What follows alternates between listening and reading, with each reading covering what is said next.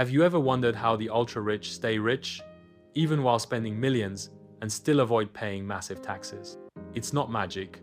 It's a strategy called buy, borrow, die, a wealth loophole so powerful, it's practically a cheat code for the elite.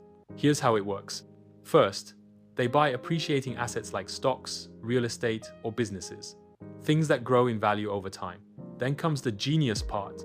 Instead of selling those assets and triggering capital gains tax, they simply borrow against them. Let's say you own 10 million in real estate. Instead of selling it and paying taxes, you go to the bank, use it as collateral, and borrow 5 million. That loan becomes tax-free cash you can use to live your luxury lifestyle. No capital gains, no income tax, no selling, just borrowed money backed by your wealth. And here's the kicker. When they die, those assets pass on to their heirs, but with a stepped-up cost basis, which means all the gains made during their lifetime are essentially erased for tax purposes. The kids inherit the assets almost tax-free, and the cycle continues.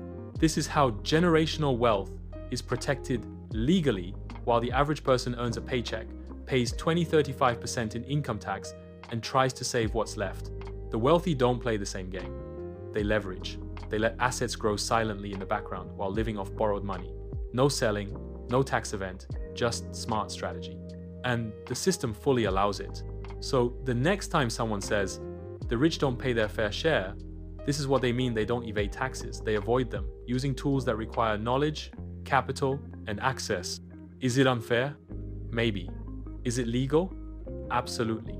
And it's one of the biggest secrets to building and keeping real wealth. If this blew your mind or opened your eyes, drop a comment saying unfair advantage, and make sure you follow, because financial literacy is the real flex they never teach in school.